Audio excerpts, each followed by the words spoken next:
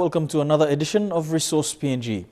8 geology students from the Faculty of Natural and Physical Sciences at the University of Papua New Guinea have become recipients of InterOil Corporation's Dr. Gaylen Byker Scholarship.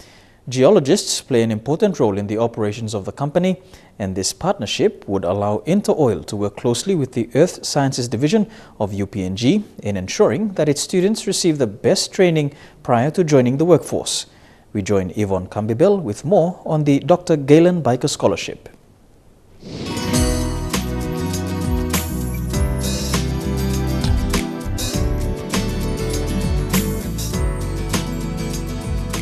InterOil has sponsored 8 final year geology students at the Faculty of Natural and Physical Sciences at the University of Papua New Guinea.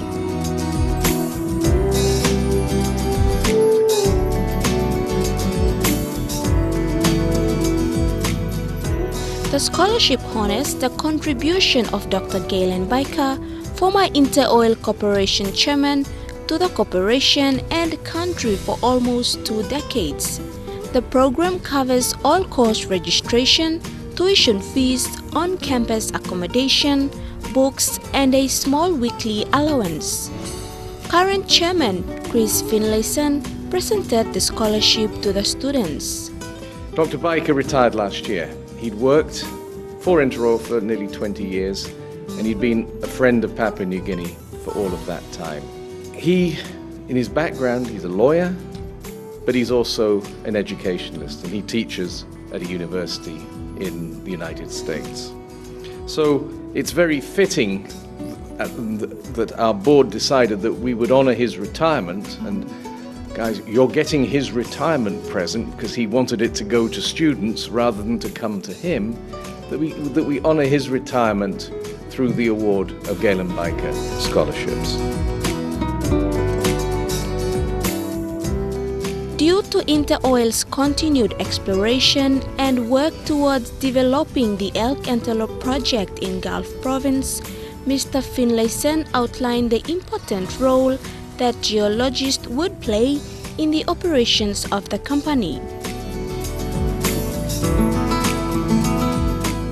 This partnership also allows InterOil to work closely with the Earth Sciences Division of the University of Papua New Guinea in ensuring that its students receive the best training prior to joining the workforce. This is a resource-based economy and will continue to be so for many years. To maximize the value of that resource, we need to expand it, we need to high-grade it, and of course we need to develop it. But we don't just need to develop the resource, we also need to develop the talent to develop the resource.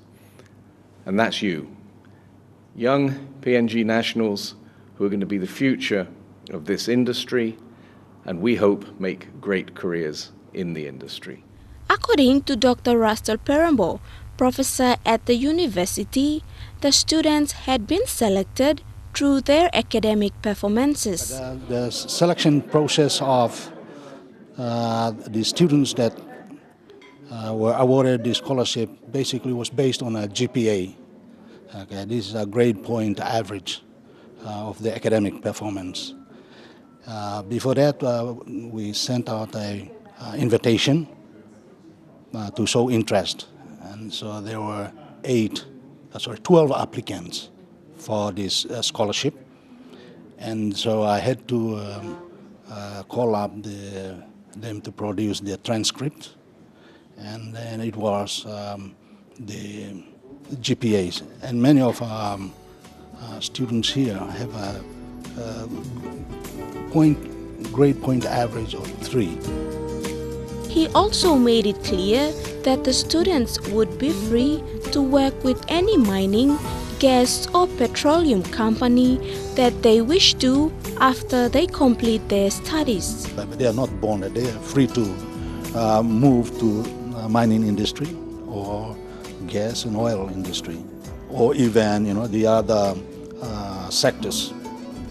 Like now there's interest in a road and bridge where we need geologists out there.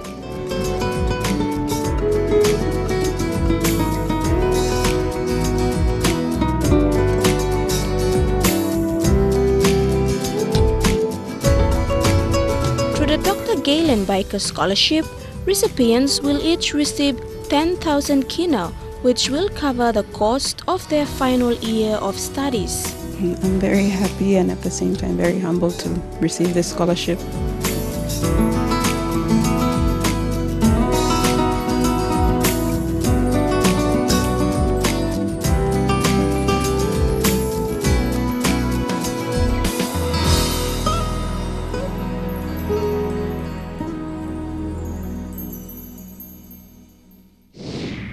Stay tuned for more on Resource PNG after these messages.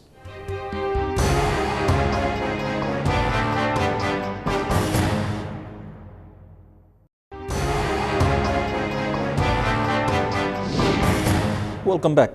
NCS, a subsidiary of the Anitua Group, a renowned landowner company, has been at the forefront of camp management and catering services in the country. Resource PNG recently spoke with John Gethin Jones, the managing director of NCS, and got an insight into its operations, work culture and CSR activities. Hello, once again welcome to Resource PNG. On the show tonight we have John Gethin Jones, who is the managing director of NCS. Thank you for your time. Thank you for the invite. Okay. Yeah. Can you explain the recent LNG contract that you've had with the Gulf catering business? Sure. Possibly 2 years ago, we were in a joint venture with Gulf Catering. Okay. And the reason that was formed was because we were concerned that ExxonMobil wouldn't accept a PNG company to do this massive catering job. So we partnered with Gulf Catering. For about a year that seemed to work okay, but we were unhappy with the way the contract was progressing. Okay. So we bought their share of this joint venture out. Okay. And the Alliance Group, which is the principal company for the LNG project, was acquired by NCS 100% and became a wholly owned PNG company. Okay. And we did that job for 2 years, 2.5 years, and we've actually been quite successful to the extent that ExxonMobil now in the production phase of the contract have awarded us contracts both up in Hydes and out at Port Moresby. Mm-hmm. Can you explain a bit about the challenges that you face in this environment? Sure.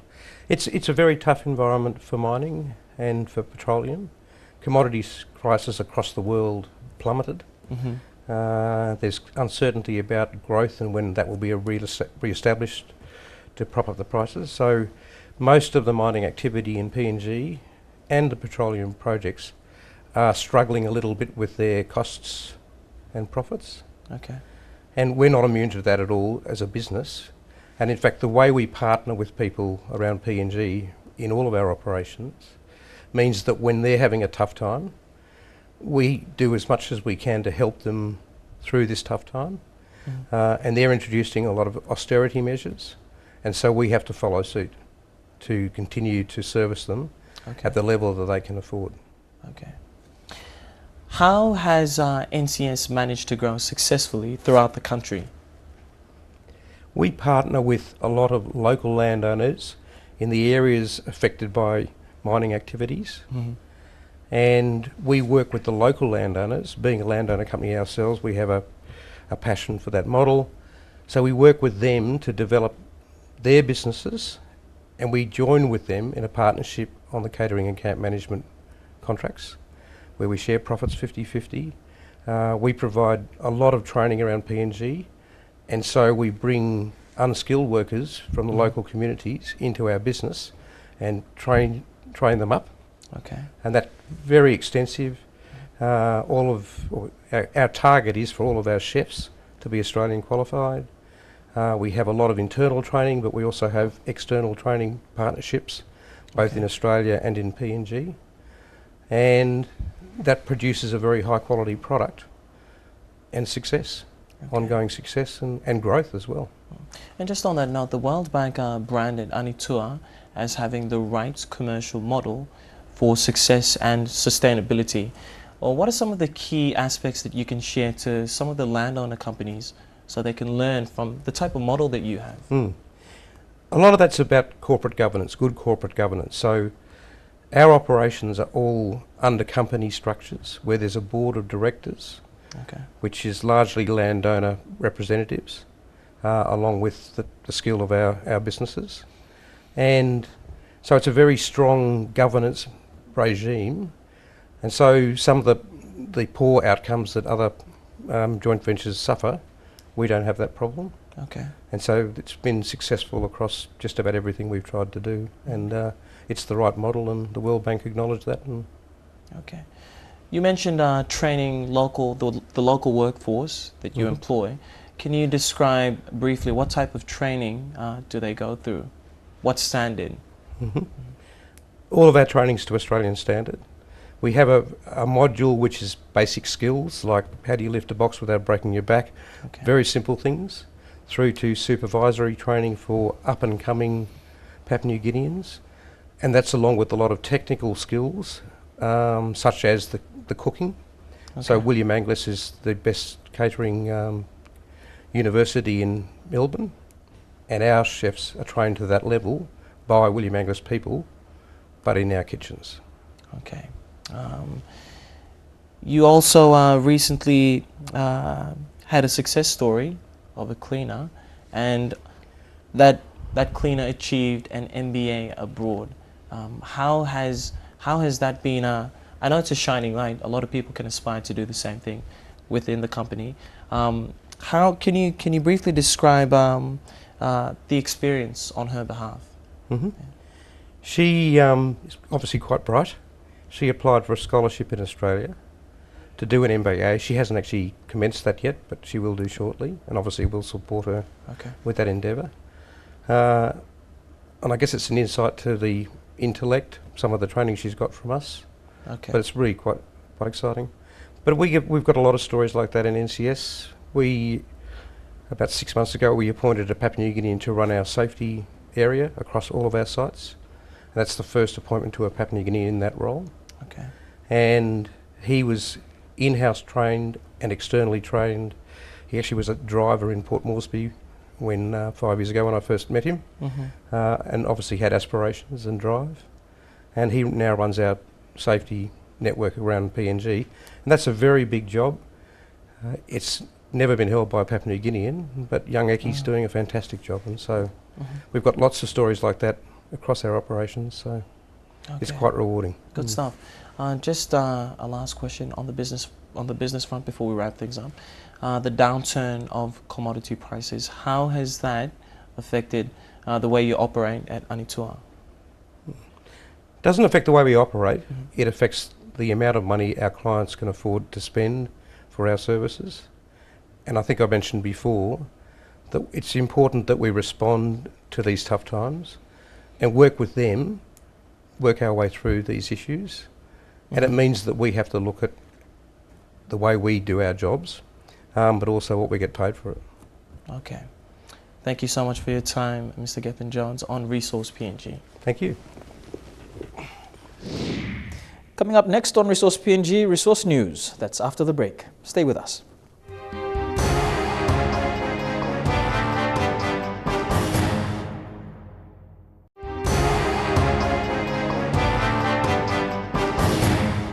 Welcome back. Let's now take a look at what's been making headlines in PNG's resource sector.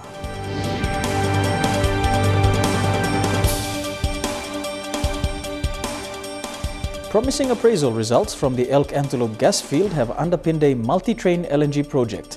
In its Q1 results, InterOil Chief Executive Dr. Michael Hession said well results from Antelope 5 had been encouraging.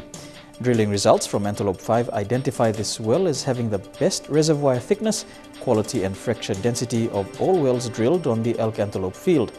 In particular, the thickness and quality of the dolomite zone, with porosity readings of up to 25%, is superior to other wells, signifying a high-quality reservoir.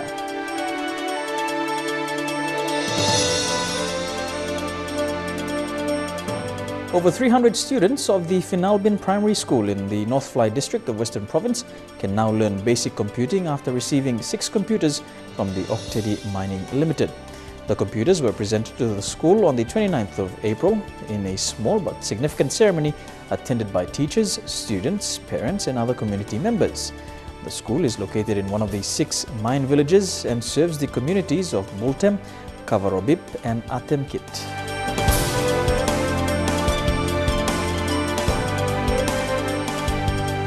Over 2,000 men, women and children have signed a petition calling for the government to stop the Pacific Marine Industrial Zone from happening.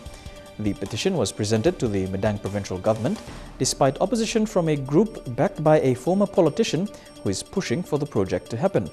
The petition comes against a backdrop of protests and demonstrations carried out by people from 6 villages within the impacted areas of the PMZ project. They are against the PMZ project because they want to protect their environment, their women and children. The presentation of the petition today at the Medang Provincial Government Headquarters started peacefully.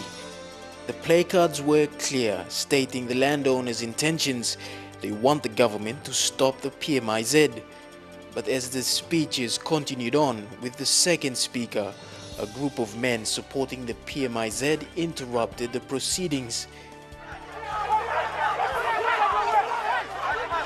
A crowd of over 1,000 angry landowners were quickly subdued by police at the scene before a fight could erupt. The landowners say they felt insulted when the group led by this man told them to pack up and leave. Order was eventually reached as members of the Provincial Executive Council and the administrator came to receive the petition to the national government. 2. The Medang Provincial Government to immediately use its administrative powers to stop all survey, construction and any other work associated with the PMZ development at Vida. Sumka MP Ken Fairweather and the Medang Governor Jim Kass, who was absent, are expected to take up the matter in Parliament next sitting. These group of men who tried to instigate trouble have support from former Maprik MP Gabriel Caprice, who was at the handover of the petition. Caprice was Minister for Commerce in the Somali-led government when the project was proposed and has been behind it since it began. Look at man in your pocket. How can you put money in your pocket? I'm hard. You can go and fish out in the sea. You get 1 tuna.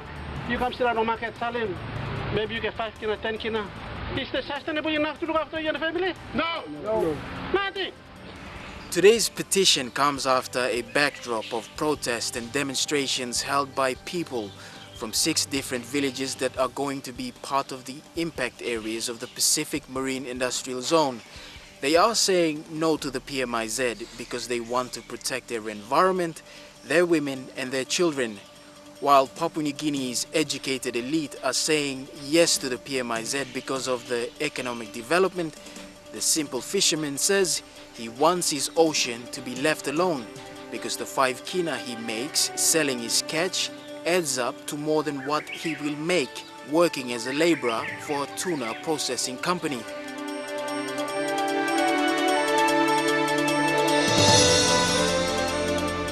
Recently, 56 illegal miners were arrested by the new Force Support Battalion. Of the 56, 1 was a woman. They were arrested at the Kumbipara area of the Pogra Valley in Anga Province. The Force Support Battalion is part of the Joint Papua New Guinea Defence Force and Royal Papua New Guinea Constabulary Operations.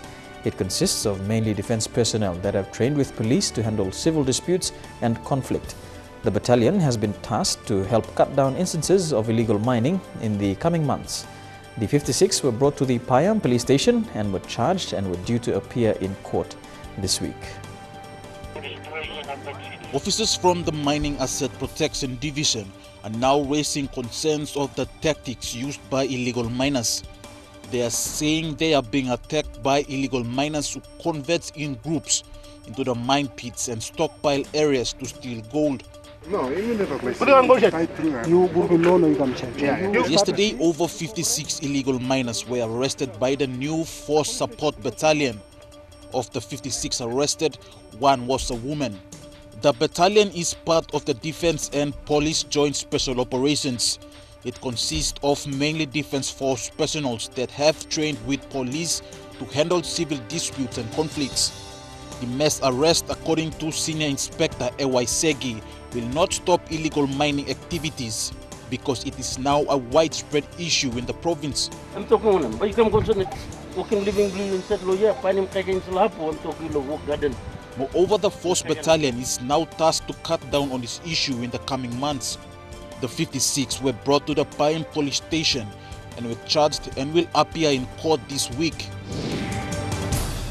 And that ends Resource News for this week and also brings us to the end of this episode of Resource PNG. If you want to contribute to this program, get in touch with us via email on resourcepng@mtv.com.pg. To view this edition again, log on to www.mtv.com.pg, where you will find a link to the Resource PNG page. You can also find us on Facebook. Until the next time, pleasant viewing.